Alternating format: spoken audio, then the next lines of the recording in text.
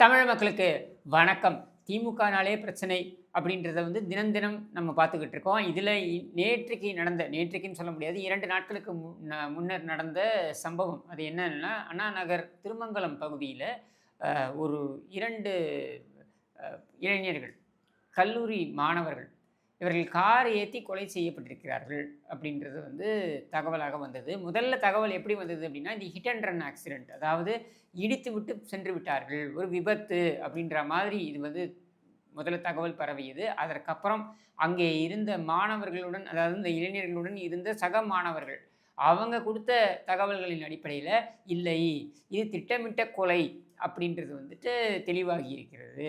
திட்டமிட்ட கொலை அப்படின்னா, இது கோபத்தில் நடைபெற்றதா? அல்லது திட்டமிட்டு இவர்கள் ஏற்கனவே சதி திட்டமிட்டு அங்க நடந்ததா? அப்படின்றதெல்லாம் நீதிமன்றத்தில் தெரிய வரும். ஆனால் சம்பவம் என்ன அப்படின்னா,